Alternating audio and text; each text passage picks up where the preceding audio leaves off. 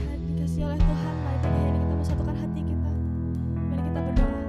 Terima kasih Tuhan, terima kasih Yesus untuk pagi hari ini Tuhan, untuk kebaikan dalam hidup kami Tuhan, tak henti-hentinya kami ucap syukur padamu Tuhan. Bapa, pagi hari ini Tuhan, kami menyatukan hati kami Tuhan, kami menyembah Engkau Tuhan, kami bersorak-sorai bagi Engkau Tuhan, kami menyebut Engkau Tuhan Allah yang perkasa atas hidup kami Tuhan.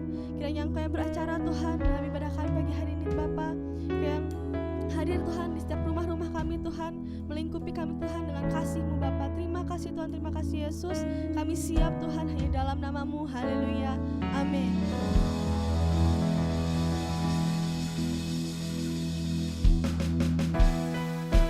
Mari saudara, pagi hari ini kita menyembah Tuhan, kita memuji Tuhan, kita menyatakan Engkaulah Tuhan Allah yang perkasa atas hidup kami.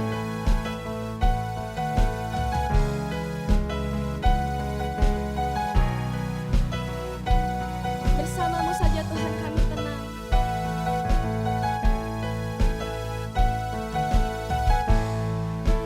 Bersama-Mu hatiku tenang, aman dalam hadirat-Mu Bapa. Hadirat-Mu ku ingin selalu ada dekat-Mu, bersujud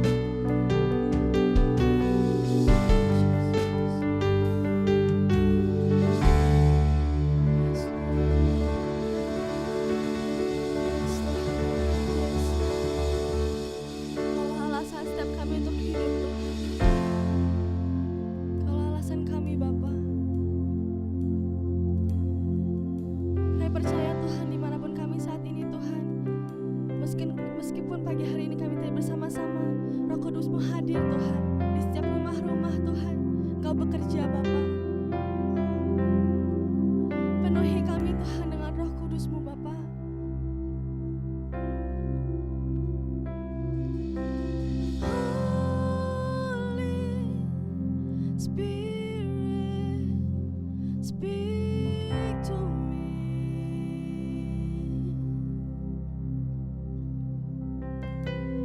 Holy Spirit, speak to me. You are closer than a friend. You are dwelling in my heart. Speak to me. Yes, Lord Jesus. Holy Spirit, speak to me. Holy Spirit, speak to me. Oh, my soul longs for you. My heart and flesh cry out for more of you.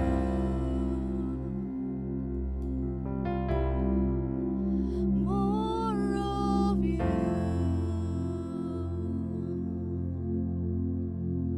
More of you.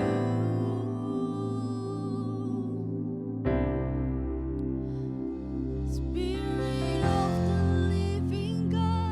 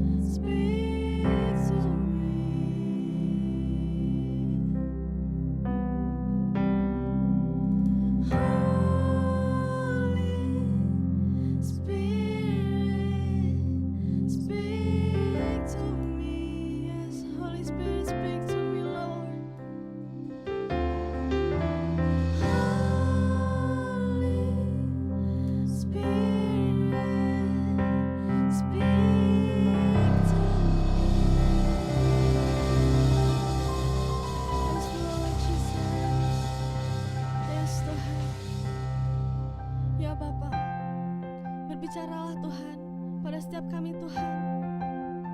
Mungkin kami pagi hari ini masih di rumah saja Tuhan. Mungkin kami melakukan ibadah kami masih di rumah masing-masing Tuhan. Tapi kami percaya Tuhan bahwa Roh Kudus-Mu juga bekerja Tuhan di tiap-tiap rumah kami Bapa. Engkau tidak mengurangi berkat-Mu Tuhan. Engkau tidak mengurangi hadirat-Mu Bapa. Engkau tidak mengurangi kebaikan-Mu dalam hidup kami Yesus. Kami mau terima Tuhan. Kami mau terima setiap berkat-Mu Tuhan. Kebaikan-Mu Bapa, hadirat-Mu Tuhan. Kami mau penuhi hati kami Tuhan dengan kerinduan yang amat sangat Tuhan padamu Bapa. Terima kasih Tuhan, terima kasih Yesus. Inilah pujian dan penyembahan kami Tuhan. Kami naikkan semuanya bagi Engkau Tuhan. Berkatilah setiap kami Bapa. Terima kasih Tuhan. Kalau sebentar kami mau mendengarkan firman-Mu Tuhan, kiranya kami beracara Tuhan, kami pakai Tuhan. Hati kami, telinga kami Tuhan, kami bukakan Tuhan. Biar kami boleh menerima Tuhan setiap pesan-pesan Tuhan yang disampaikan oleh Bapak Gembala kami Tuhan. Terima kasih Tuhan, terima kasih Yesus. Kami siap mendengarkan firman-Mu Tuhan. Hanya dalam nama-Mu Yesus, haleluya, amin.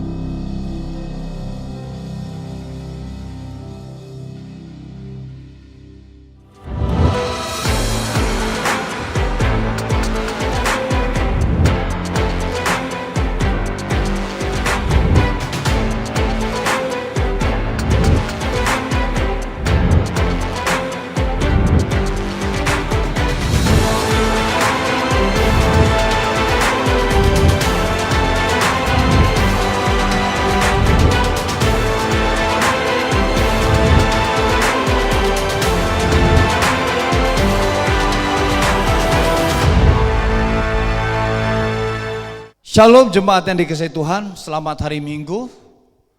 Saya percaya kalau kita boleh ada sekarang semua itu ada hanya karena anugerah Tuhan. Amin. Saya berdoa untuk kita semua, semoga seluruh tubuh dan jiwa kita dan bahkan roh kita senantiasa ada dalam pemeliharaan Tuhan.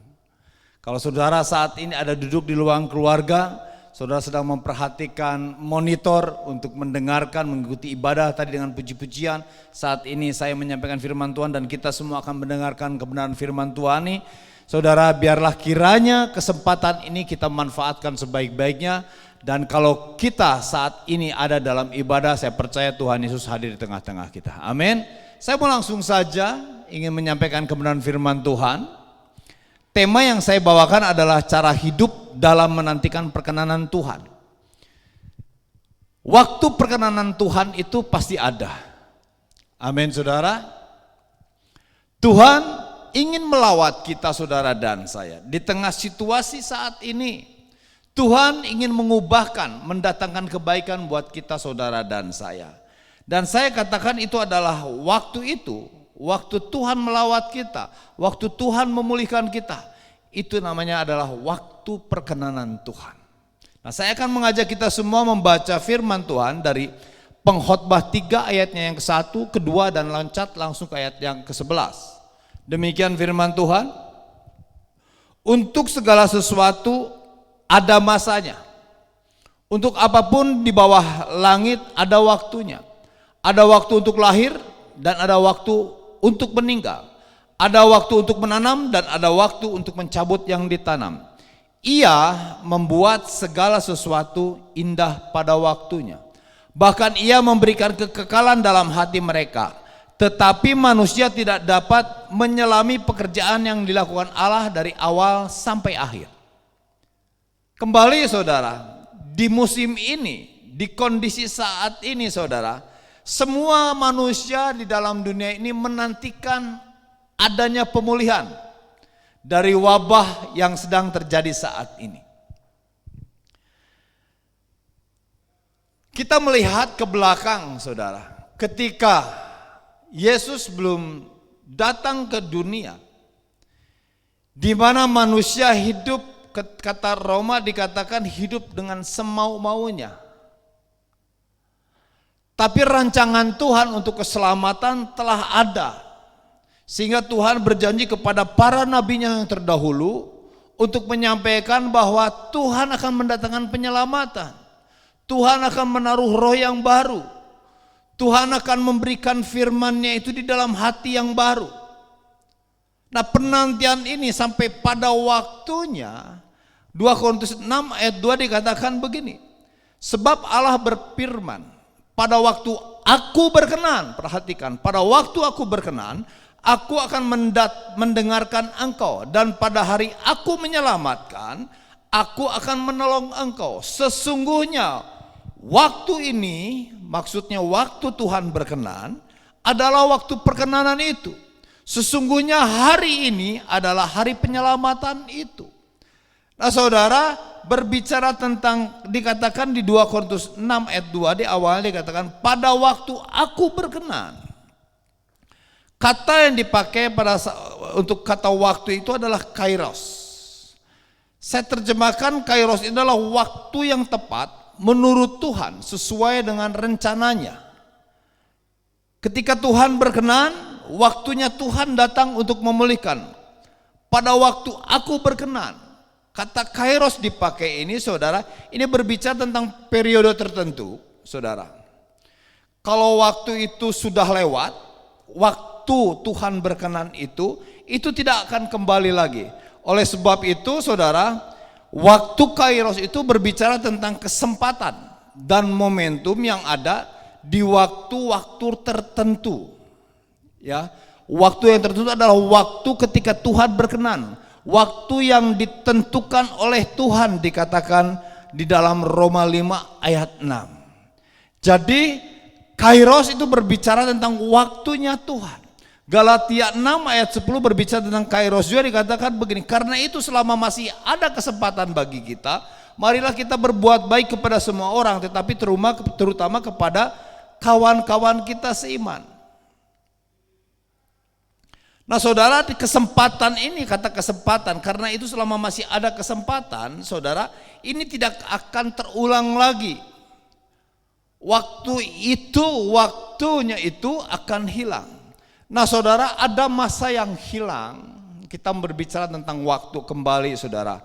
Berbicara tentang, saya ingin mengatakan tentang berbicara tentang waktu, ini adalah waktu-waktu kita, saudara dan saya. Setelah 6 bulan, jalan 7 bulan mengalami ada di dalam musim pandemi ini, wabah penyakit virus ini, saudara, kita, saudara dan saya ada di dalam penantian.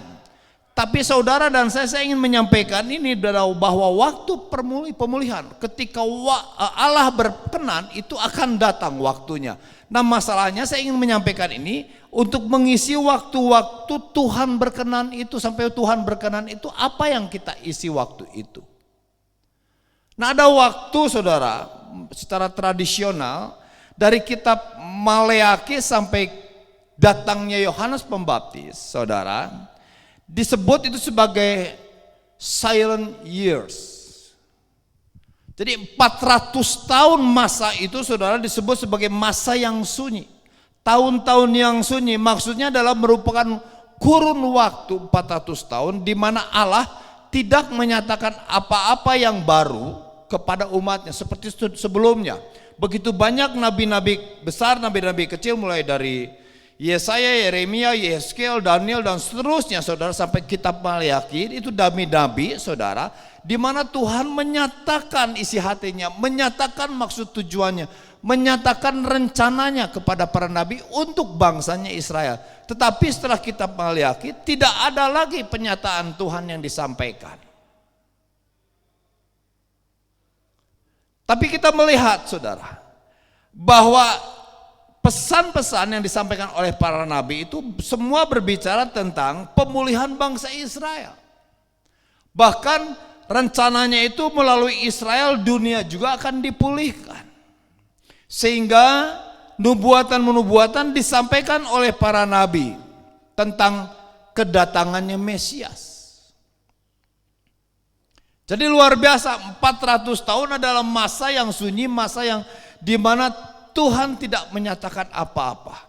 Paulus mengatakan begini di Galatia 4 ayat 3 berbicara tentang waktu, tentang masanya akan datang.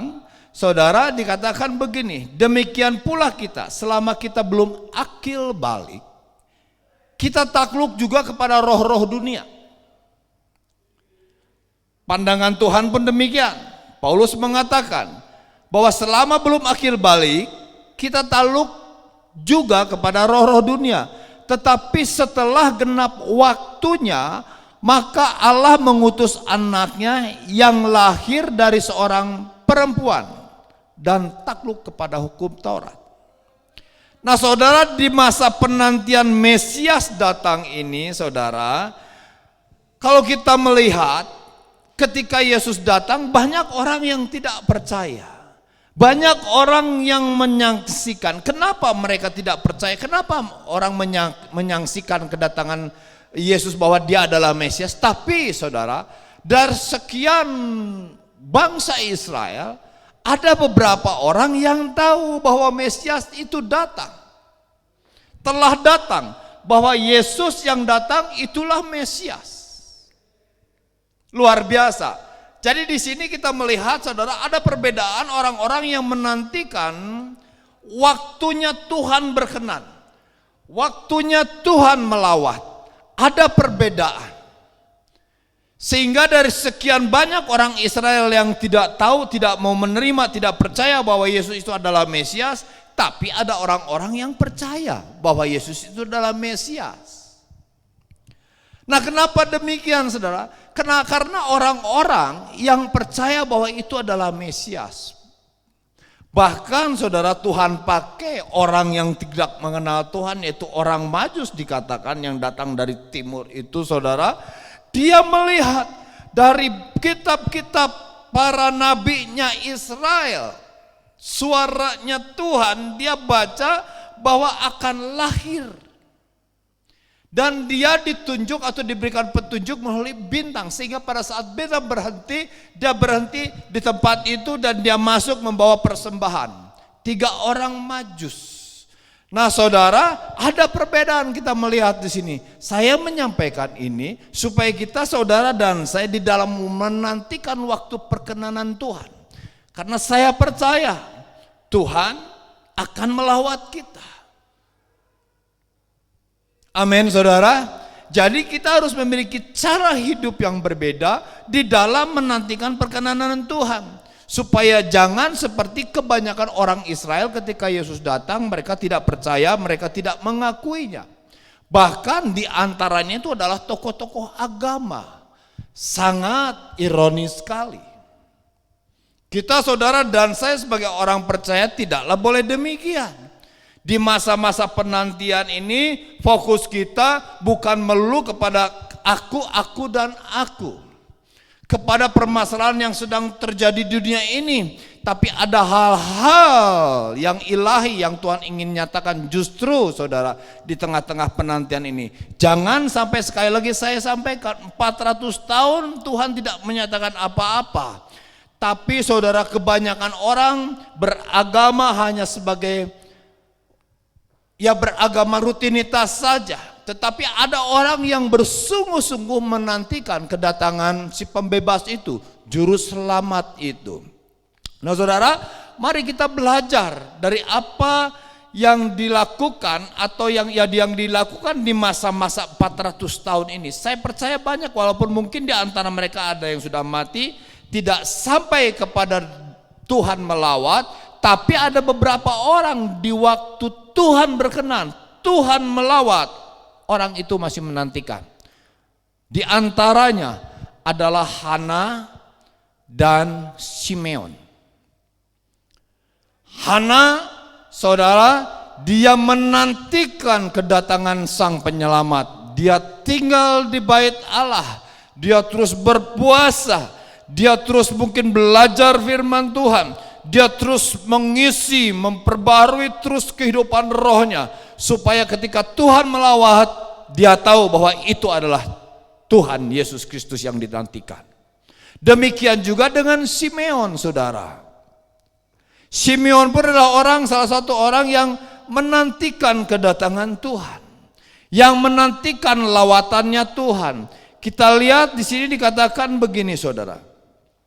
Waktu itu setelah genap 8 hari Yesus dibawa ke bait Allah. Kisahnya demikian. Saudara, di ayatnya yang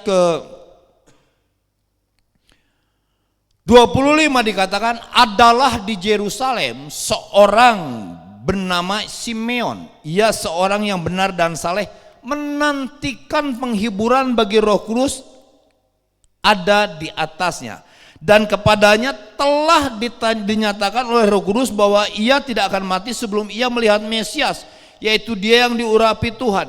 Ia datang ke bait Allah oleh Roh Kudus ketika Yesus anak itu dibawa masuk oleh orang tuanya untuk melakukan kepadanya apa yang ditentukan hukum Taurat. Maksudnya waktu disudat itu, ia menyambut anak itu dan menatangnya sampai memuji Allah, katanya. Perhatikan ini, keyakinannya, tahu bahwa bayi ini adalah Mesias. Dia katakan, sekarang Tuhan biarkanlah hambamu ini pergi dalam damai sejahtera sesuai dengan firman-Mu, sebab mataku telah melihat keselamatan yang daripadamu, yang telah Engkau sediakan di hadapan segala bangsa, yaitu terang yang menjadi penyataan bagi bangsa-bangsa lain dan menjadi kemuliaan umat-Mu di Israel. Saudara, Simeon ini mengatakan demikian karena dia pernah mendapatkan janji itu. Dia mendapatkan janji itu dari kitab Taurat, dari janji yang disampaikan Tuhan melalui hamba-hambanya kepada para nabi. Dia baca itu, tapi selain itu juga dia katakan bahwa dia mendapatkan. Dikatakan di ayat 26, dan kepadanya telah dinyatakan oleh Roh Kudus. Tuhan langsung ngomong kepada dia. Saya percaya Simeon adalah orang yang mengisi hari-harinya untuk kebutuhan rohaninya itu adalah menjadi prioritas. Nah, saya ingin mengajak kita, saudara dan saya, untuk mengisi ini. Jangan sampai ketika Tuhan melawat kita tidak mengerti. Seperti justru orang-orang yang di bait Allah, imam besar, para imam dan tokoh-tokoh lain, bahkan banyak orang bangsa Israel waktu itu tidak mengakui Mesias, saudara, karena tidak mengenal. Kita lihat Simeon kenapa bisa mengenal. Pada waktu Yesus dibawa dalam usia yang masih sangat dini, masih baru 8 hari, dibawa oleh orang tuanya ke bait Allah. Di situ banyak orang di bait Allah, tapi hanya Simeon yang mengenal selain Maryam yang mendapatkan janji Tuhan atau yang mendapatkan sabda daripada malaikat. Yesus waktu itu dalam wujud manusia, tapi Simeon melihat dengan roh bahwa dia adalah penyelamat yang dijanjikan itu. Saya percaya Simeon bisa mengenal itu karena kehidupan rohnya diperhatikan. Kairos, saudara, berbicara tentang Kairos, berbicara tentang perkenanan Tuhan di tengah pandemi ini. Apakah kita tahu dalam bentuk apakah nanti lawatan Tuhan? Mungkin saudara dan saya pun tidak tahu. Saudara, Yesus mengatakan demikian. Setelah dia mencuci kaki para muridnya, dia mengatakan begini di Yohanes 13 ayat 17. Engkau tidak tahu sekarang, tetapi engkau akan mengerti kelak. Saudara, bukan masalah nanti kapan waktunya, dalam bentuk apa Tuhan melawat, tapi intinya pemulihan itu akan Tuhan nyatakan. Lawatan Tuhan akan datang. Kapan waktunya, saudara dan saya tidak tahu. Dalam bentuk apa lawatannya, saudara dan saya tidak tahu. Tuhan Yesus mengatakan, engkau tidak tahu sekarang, tetapi engkau akan mengerti kelak. Demikian juga Yesus mengatakan kepada muridnya, ketika para muridnya mengatakan kapan nih pemulihan Israel ini, Tuhan Yesus mengatakan demikian, engkau tidak perlu mengetahui masa dan waktu yang ditetapkan Allah Bapa sendiri menurut kuasanya. Engkau, kita, saudara dan saya tidak perlu tahu masa dan waktu yang ditetapkan Bapa sendiri menurut kuasanya. Tapi yang jelas, saudara, Tuhan akan menyatakan itu. Dan saya percaya, saudara, waktu perkenanan ini, waktu pemulihan itu, Tuhan akan melawat. Saya sangat percaya. Masalah waktu, masalah bentuk apa lawatannya, itu adalah urusan Tuhan. Amin, saudara. Nah, saudara, Kita diajak, saudara, di dalam kondisi ini oleh pemerintah untuk kita masuk kepada new normal. Ya, satu tatanan yang baru di tengah wabah ini. Kita diajak untuk bersahabat, istilahnya ya, saudara, bukan kita jadi senang, tapi betul-betul kita harus membiasakan beradaptasi dengan lingkungan atau dengan suasana, dengan musim yang sedang ada saat ini. Kita diajak untuk beradaptasi. Kita diajarkan untuk menjaga kesehatan, memakai masker, mencuci tangan, menjaga jarak. Kalau kerja, yuk bergantian di beberapa kantor, bekerja di rumah. Mungkin seminggu sekali di kantor, seminggu sekali di rumah, dibagi-bagi dan lain sebagainya. Ada jarak-jarak yang ditentukan di tengah-tengah di tempat-tempat umum, saudara. Kita diajarkan demikian untuk beradaptasi, itu penting.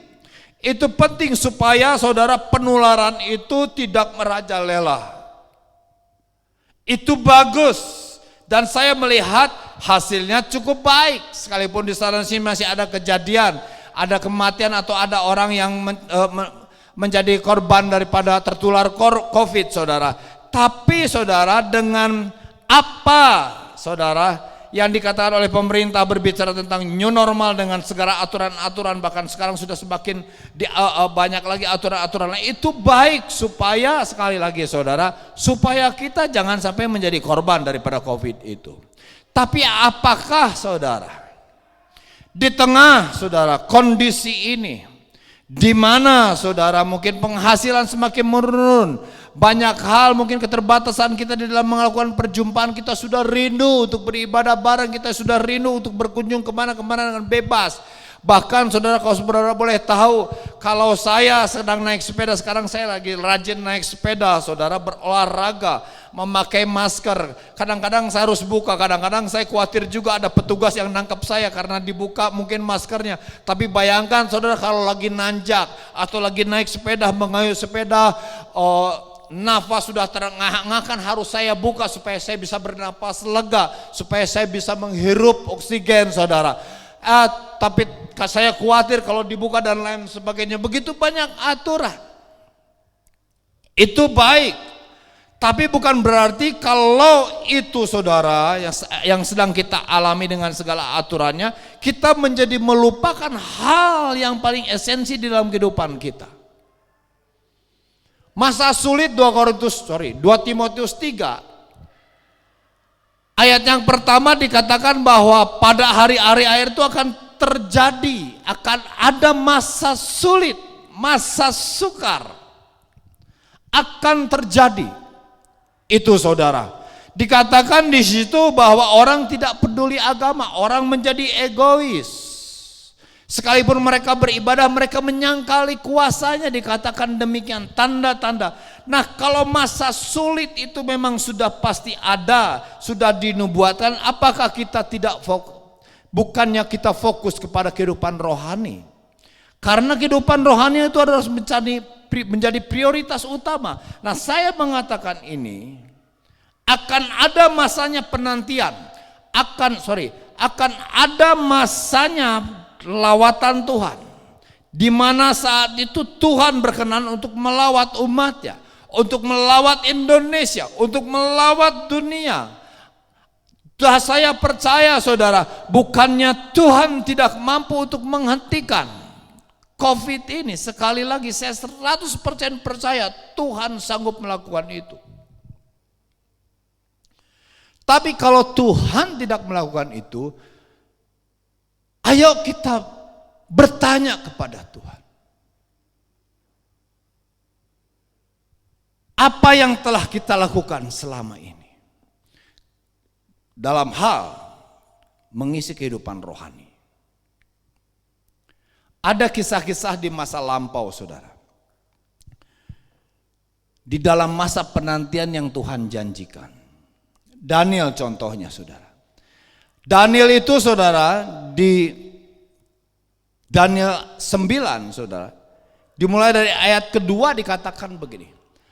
Pada tahun pertama kerajaannya itu, aku Daniel memperhatikan dalam kumpulan kitab Jumlah tahun yang menurut firman Tuhan kepada Nabi Yeremia akan berlaku atas timbunan puing Yerusalem yakni 70 tahun. Jadi maksudnya di sini adalah bangsa Israel ditawan sampai nanti pemulihan adalah masanya 70 tahun. Nah, Daniel melihat itu. Saya tidak pelajari di masa Yeremia mendapatkan pesan Tuhan bahwa 70 tahun sampai ke masanya Daniel, masanya rentang waktunya berapa tahun saya tidak begitu ketahui. Tapi kalau kita melihat di sini yang dilakukan Daniel dikatakan dia mengarahkan mukanya. Lalu aku mengarahkan mukaku kepada Tuhan Allah untuk berdoa, bermohon sambil berpuasa, mengenakan kain kabung. Setelah itu dia mengakui dosa-dosa yang dilakukan bangsa Israel. Dia berjanji untuk bersungguh-sungguh. Saudara, Tuhan mengatakan Israel akan dikembalikan ke bangsanya, kembali ke tanah airnya dari Babel setelah 70 tahun masa penahanan. Ketika itu saudara, beralih pemerintahan waktu itu atau yang berkuasa di dunia mungkin itu beralih. Tapi kalau kita melihat apa sih yang dikatakan Yeremia selanjutnya, ini kan Daniel membuka kitab Yeremia. Nah, apa yang dikatakan Yeremia di Yeremia 29 dikatakan begini saudara, sebab beginilah firman Tuhan, apabila telah genap 70 tahun bagi Babel, barulah aku memperhatikan kamu. Aku akan menepati janjiku itu kepadamu dengan mengembalikan kamu ke tempat ini. Jadi Tuhan berfirman kepada Yeremia, setelah 70 tahun kamu di Babel akan dikembalikan ke tanah airmu. Sebab aku ini, di ayat yang ke-11 dikatakan begini, sebab aku ini mengetahui rancangan-rancangan apa yang ada padaku mengenai kamu. Demikianlah firman Tuhan, yaitu rancangan damai sejahtera dan bukan rancangan kecelakaan, untuk memberikan kepadamu hari depan yang penuh harapan. Israel mengalami masa sulit di pembuangan sebagai tawanan di negara Babel. Tuhan ngomong sama Yeremia, 70 tahun mereka akan ada di sana, tapi aku akan mengembalikan mereka ke tanahnya. Sebab kenapa? Sebab rancangan Tuhan dikatakan yang ada padaku mengenai kamu itu bukanlah bukanlah rancangan kecelakaan, tetapi rancangan damai sejahtera. Kalau kondisi ini sudah 6 bulan, masuk 7 bulan, 8 bulan mungkin, 9 bulan mungkin, 10 setahun dan seterusnya, kita tidak mengerti. Secara prediksi beberapa orang prediksi mengatakan bahwa kalau vaksin itu datang, selesailah masa pandemi ini. Jadi berharap kepada vaksin itu. Waktunya kapan? Isu atau berita sudah disampaikan nanti di Januari 2021 atau di bulan berapa 21. Berarti 4, 5, 6 bulan kemudian baru akan mengalami pemulihan. Semoga berhasil. Kita harus doakan itu. Tapi ada lawatan Tuhan yang Tuhan inginkan. Kenapa? Ada lawatan Tuhan yang akan Tuhan lakukan. Kenapa demikian? Sebab dikatakan bahwa rancangan yang ada pada Tuhan mengenai orang-orang percaya bukan rancangan kecelakaan, tapi rancangan damai sejahtera. Dikatakan yang memberikan kepadamu masa depan yang penuh harapan. Ini janji yang harus kita pegang. Tapi jika kita tidak mengisi hal-hal ini dengan hal untuk memperhatikan kehidupan rohani, di mana kita terus dengar-dengaran, terus membangun persekutuan, memperhatikan kehidupan roh kita saudara, seperti yang dilakukan Daniel. Dia berpuasa, dia bertobat, dia berdoa untuk bangsa dan mengakui apa yang telah dilakukan bangsa Indonesia, supaya bertobat, supaya Tuhan menjadi Tuhan atas bangsa Indonesia, supaya Tuhan memulihkan bangsa Indonesia. Terus berdoa, terus berdoa memperhatikan kehidupan rohani sehingga kita memiliki kepekaan ketika Tuhan melawat, kita peka. Sama seperti Hana dan Simeon. Yesus Mesias yang dijanjikan itu, ya, datang dia dalam wujud manusia. Simeon mengenali bahwa ini adalah Mesias. Tapi saudara, pada masa itu imam besar, orang-orang yang memiliki hubungan langsung dengan Tuhan tidak mengenali Yesus. Apakah Israel pada saat itu ketika mendapatkan janji ini, saudara Yeremia ini, Israel respon? Kita lihat ketika peralihan kekuasaan atau yang memerintah atas Israel beralih dari Babel kepada Persia, di mana Raja Koresi, saudara, Raja Koresi mendapatkan perintah dari Tuhan luar biasa. Orang yang tidak percaya diperintahkan Tuhan untuk memerintahkan bangsa Israel memulihkan bait Allah, membangun kembali bait Allah. Hagai, kitab Hagai, ya, jadi janji itu disampaikan oleh Tuhan kepada Nabi Hagai. Hagai 1, pada tahun yang kedua zaman Raja Darius, bulan yang ke-6, pada hari pertama bulan itu datanglah firman Tuhan dengan perantara Nabi Hagai kepada Jerubabel bin Shealtiel bupati Yehuda, kepada Yosua bin Yozadak imam besar, bunyinya. Jadi saya koreksi, tadi saya bilang koreksi, ini sini adalah Raja Darius. Dikatakan begini, beginilah firman Tuhan semesta alam. Bangsa ini berkata, sekarang belum tiba waktunya untuk membangun kembali rumah Tuhan. Maka datanglah firman Tuhan dengan perantara Nabi Hagai, bunyinya, apakah sudah tiba waktunya bagi kamu untuk mendiami rumah-rumahmu yang dipapani dengan baik, sedang rumah ini, maksudnya rumah ini adalah bait Allah, tetap menjadi reruntuhan? Oleh sebab itu beginilah firman Tuhan semesta alam, perhatikanlah keadaanmu. Kamu menabur banyak tetapi membawa pulang hasil sedikit. Kamu makan tetapi tidak sampai kenyang. Kamu minum tetapi tidak sampai puas. Kamu berpakaian tetapi badanmu tidak sampai panas. Dan orang yang bekerja untuk upah, ia bekerja untuk upah yang ditaruh dalam pundi-pundi yang berlobang. Selanjutnya ayat ke-7, beginilah firman Tuhan semesta alam, perhatikanlah keadaanmu. Hari ini firman Tuhan saya sampaikan, perhatikan keadaanmu. Ayo, ini adalah kesempatan untuk kita memperhatikan keadaan kita. Saya mengajak ini, di masa normal, masuk ke wabah virus ini, kita diajak untuk masuk ke satu tatanan yang baru namanya new normal. Sampai kelak nanti Tuhan melawat apa yang kita lakukan dan apa yang akan kita lakukan. Apa yang telah kita lakukan di dalam memperhatikan nih bait Allah. Tuhan mengatakan, katanya kamu belum waktunya membangun bait Allah kepada bangsa Israel. Tuhan menanya kembali, apakah memang sudah waktunya untuk membangun rumahmu dengan mempapani rumahmu itu? Tuhan ingin memperhatikan bait Allah. Waktu itu bait Allah bentuknya gedung. Sekarang kita, saudara dan saya, ketika menerima Yesus Kristus sebagai Tuhan, saudara dan saya adalah bait Allah. Perhatikanlah, Tuhan ingin membangun bait Allah ini. Di masa normal, apakah saudara concern terhadap kehidupan roh saudara, di mana tubuh saudara adalah bait Allah?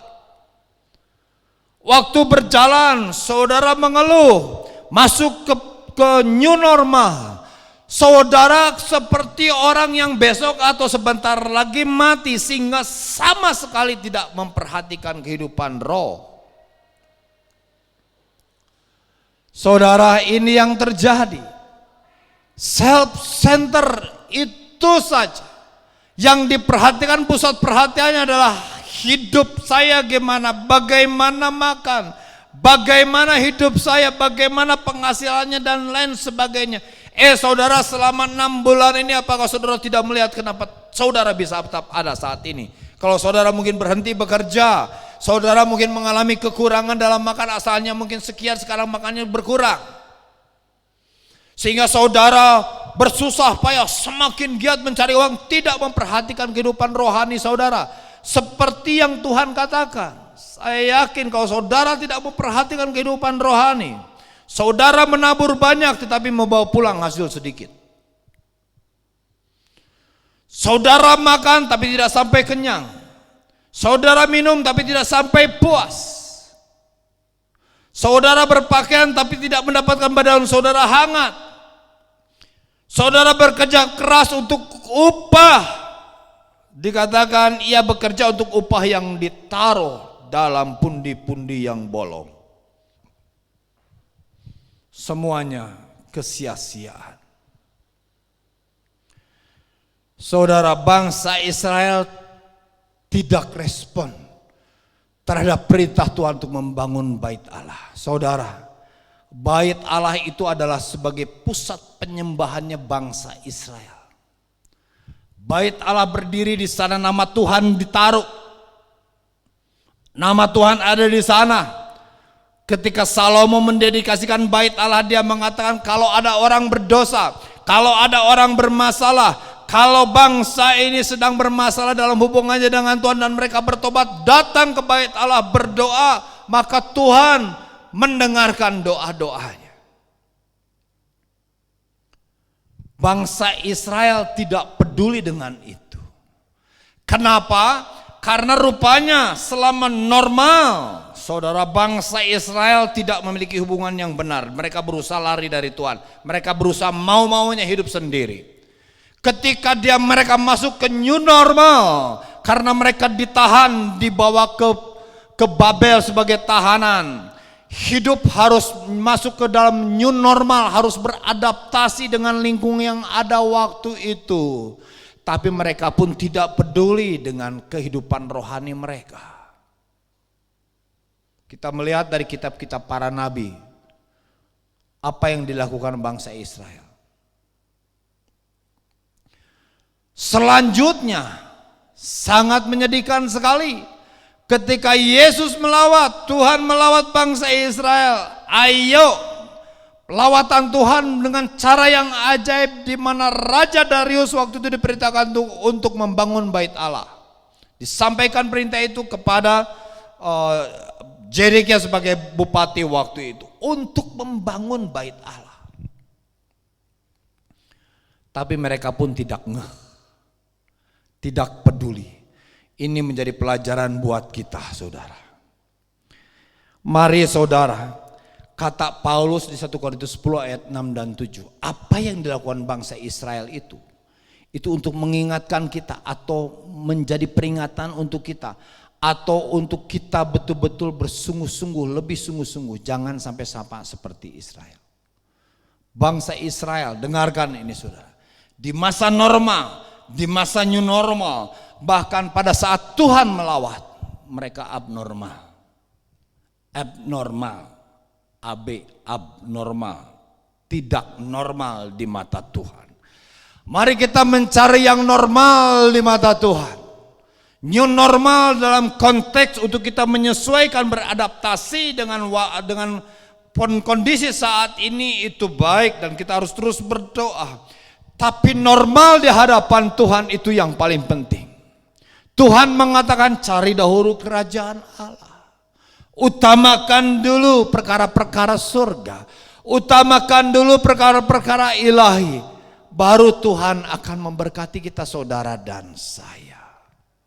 Saudara, jangan sampai kita tidak memperdulikan semua itu sehingga saudara menabur banyak, menuai sedikit. Saudara makan tidak sampai kenyang, minum tidak sampai puas, berpakaian tapi tidak menghangatkan tubuh saudara.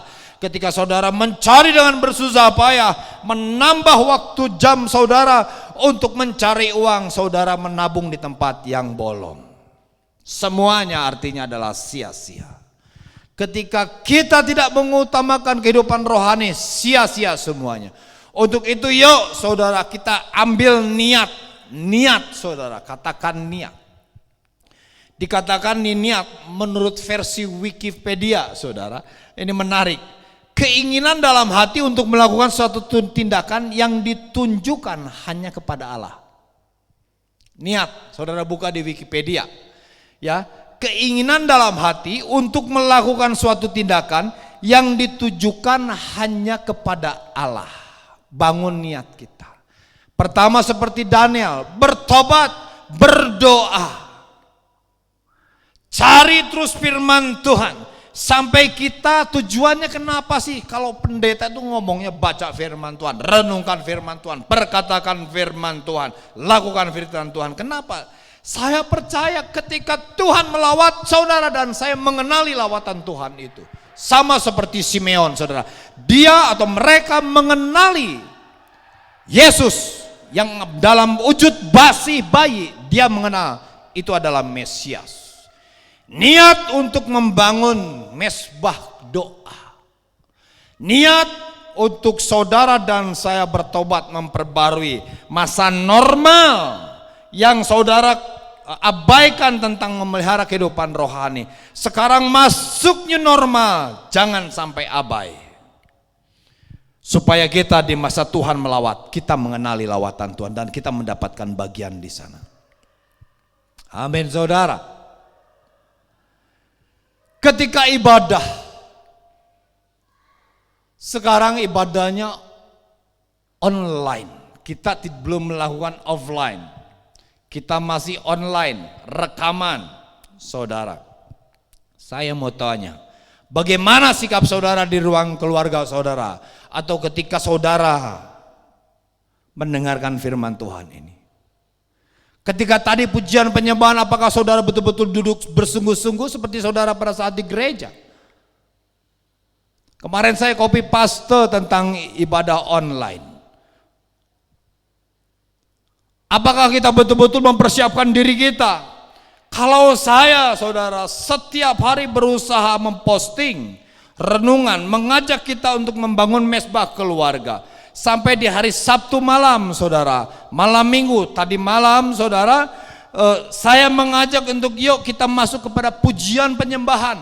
Saya berusaha untuk memposting lagu-lagu walaupun itu hanya pilihan saja, terserah saudara memilihnya mana. Yang penting malam minggu yuk kita pergunakan untuk waktu menyembah, lebih mempersiapkan roh kita untuk ibadah besok. Supaya besok saudara kita betul-betul mempersiapkan, kita betul-betul siap ketika kita beribadah sekalipun online. Maaf saudara, ibadah online kadang-kadang mungkin kita tergoda untuk memperhatikan, karena memang kita sedang nonton, sehingga kita memperhatikan, kita mengkoreksi. Harusnya begini, harusnya begitu, harusnya begini, harusnya begitu. Kita tertantang, tergoda untuk melakukan itu. Untuk itu saudara, mulai hari ini sekalipun online, ayo kita persiapkan. Pagi-pagi mandi, sarapan bila perlu, setelah itu duduk baik 5 menit sebelum ibadah, persembahkan pujian penyembahan. Kalau worship leader mengajak, menantang kita untuk angkat tangan kita. Ketika mendengarkan firman Tuhan, katakan amin jika saudara setuju dengan apa yang disampaikan pengkhotbah. Saudara, perhatikan 2 Timotius 3 di ayat yang kelima katakan, secara lahiriah mereka menjalankan ibadah mereka, tetapi pada hakikatnya mereka memungkiri kekuatannya. Saudara, jangan sampai kita berlaku demikian. Mari kita bangun niat kita untuk beribadah lebih sungguh-sungguh. Sambil kita menantikan lawatan Tuhan, aktif kita menantikannya dengan membangun kehidupan rohani yang lebih luar biasa lagi. Jangan mau biasa-biasa saudara. Pergunakan waktu yang ada itu saudara untuk mencari apa yang menjadi kehendak Tuhan. Efesus 5 ayat 17 dikatakan demikian, saya akan bacakan. Sebab itu janganlah kamu bodoh, tetapi usahakanlah supaya kamu mengerti kehendak Tuhan. Saudara, ketika Anda dan saudara dan saya tahu kehendak Tuhan, kita saudara akan terus berusaha menginvestasikan waktu-waktu penantian ini. Saya ingin mengajak kita saudara untuk kita berpikir, untuk kita memiliki spirit bahwa di tengah masa pandemi ini adalah waktu penantian perkenanan Tuhan atau lawatan Tuhan. Supaya kita mengisi waktu-waktu kita menurut kehendak Tuhan. Kembangkan rutinitas yang baik. Saudara, kembangkan rutinitas yang baik. Jangan menjadi lemah. Amin, saudara. Luangkan waktu. Ketika kita menginvestasikan waktu untuk Tuhan, luangkan waktu yang baik. Saudara, jangan terganggu. Makanya tadi saya katakan, ketika mau ibadah betul-betul fokus kepada ibadah. Sama seperti kita ada di dalam gedung, lakukan itu. Karena sama ketika kita di gedung gereja, kita beribadah kepada Tuhan Yesus Kristus, sama. Gereja lakukan rekaman atau ibadah online karena memang kita sedang melakukan itu untuk Tuhan. Jangan dibedakan. Amin, saudara. Tetaplah berkarya. Tetaplah berkarya. Tetaplah menabur hal-hal yang baik di tengah-tengah pandemi ini. Jangan fokus kepada hal-hal yang membuat kita semakin takut. Berita demi berita itu abaikan. Kalau hal yang baik mungkin cara bagaimana penanganan betul, tapi banyak orang masih memposting hal-hal yang tidak baik. Yuk pakai kesempatan untuk bersaksi, baik offline maupun online. Amin, saudara. Teguhkan mereka-mereka yang sedang tidak memiliki pengharapan. Kita mempunyai fasilitas yang luar biasa, yaitu saudara media sosial. Luangkan waktu kita isi media sosial itu saudara untuk menghibur mereka yang tidak memiliki pengharapan. Sharekan kebenaran firman Tuhan yang kita dapat dari waktu luang kita bersama Tuhan. Amin, saudara. Amin, saudara. Jadi itulah saudara yang ingin saya sampaikan buat kepada kita semua, saudara dan saya. Saudara, sekali lagi, normal. Dan saat ini kita masuk ke dalam new normal. Di new normal ini, saya ingin mengajak kita semua melalui pemahaman. Mari kita bangun cara hidup supaya kita bisa menyambut kedatangan Tuhan. Atau ketika Tuhan melawat, kita mengenali lawatan itu. Roh kita itu respon untuk itu, saudara. Masa pandemi ini, di masa new normal ini, saudara, kehidupan saudara harus semakin normal di dalam hubungan saudara dengan Tuhan. Amin. Tuhan Yesus memberkati. Satu ayat terakhir saya ingin bacakan buat kita semua. Efesus 6 ayat 10. Akhirnya hendaklah kamu kuat di dalam Tuhan, di dalam kekuatan kuasanya. Tinggallah di dalam Tuhan, maka Tuhan akan memberikan kekuatan kepada saudara. Ketika Tuhan melawat, saudara dan saya sama seperti Simeon. Saudara mengenali lawatan Tuhan itu. Tundukkan kepala, kita berdoa. Sebelumnya saudara, saya ingin mengajak kita semua, pada kesempatan ini kita akan kembali bergabung, bersekutu dengan tubuh dan darah Tuhan. Siapkan roti dan anggur saudara. Haleluya, kita berdoa. Bapa di dalam surga, hamba-Mu telah menyampaikan kebenaran firman-Mu. Berkati apa yang hamba sampaikan ini Tuhan. Terjemahkan oleh-Mu Bapa, oleh Roh. Karena firman-Mu yang keluar dari mulut-Mu Kau katakan tidak pernah kembali dengan sia-sia. Karena firman itu akan mengerjakan apa yang Kau inginkan. Untuk itu Bapa, biarlah kami jemaat AFGF khususnya dan semua yang mendengarkan online service ini Bapa, ketika mendengarkan firman ini mengambil keputusan untuk berniat, untuk bersungguh-sungguh di dalam mengisi kehidupan di masa pandemi ini, yaitu kehidupan rohaninya. Supaya Tuhan, ketika Engkau datang melawat, kami mengenali-Mu, kami menerima berkat-berkat-Mu Tuhan. Materaikan apa yang kami dengar malah pada pagi hari ini Bapa, di dalam nama Yesus Kristus. Jemaat yang dikasihi Tuhan, mari kita siapkan roti di tangan saudara. Firman Tuhan mengatakan demikian. Sebab apa yang telah kuteruskan kepadamu telah aku terima dari Tuhan, yaitu bahwa Tuhan Yesus pada waktu malam ia berserahkan mengambil roti, dan sesudah itu ia mengucap syukur. Ia memecah-mecahkannya dan berkata, inilah tubuhku yang diserahkan bagi kamu, perbuatlah ini menjadi peringatan akan aku. Dengan penuh pengucapan syukur, kita bersekutu dengan tubuh Kristus. Kita makan di dalam nama Yesus.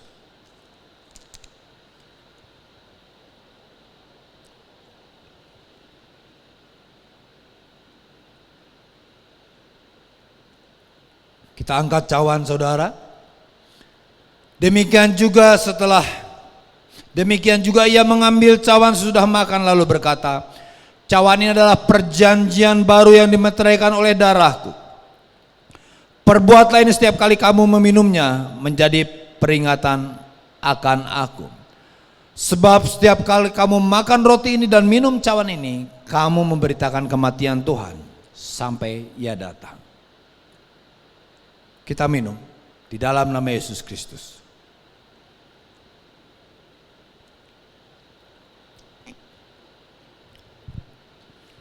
Terima kasih Tuhan untuk tubuh dan darah-Mu yang telah bersekutu dengan kami. Biarlah Tuhan kami mengingat apa yang telah Kau lakukan di dalam kehidupan kami. Hari ini Tuhan kami telah diperbaharui melalui perjamuan kudus ini Bapa. Dan biarlah Tuhan ketika Engkau datang melawat kami, mengadakan pemulihan di dalam kehidupan dunia ini, dalam kehidupan kami pribadi lepas pribadi, kami tetap Tuhan segar roh kami. Bahkan berapi-api ketika menyambut kedatangan-Mu. Karena kami membangun terus kehidupan roh kami Bapa. Terlebih ketika kami bersekutu dengan tubuh dan darah-Mu yang telah kami lakukan barusan. Terima kasih Bapa, terpujilah Tuhan. Jemaat yang dikasihi Tuhan, buka hati, angkat tangan dan terimalah berkat dari Tuhan. Tuhan memberkati engkau dan melindungi engkau. Tuhan menyinari engkau dengan wajahnya dan memberi engkau kasih karunia. Tuhan menghadapkan wajahnya kepadamu dan memberi engkau damai sejahtera. Di dalam berkat berkelimpahan, Allah yang berkuasa, Allah yang mulia, Allah yang perkasa, Allah alam semesta, Yesus Kristus Tuhan. Katakan amin. Amin. Tuhan Yesus memberkati. Shalom, selamat hari Minggu.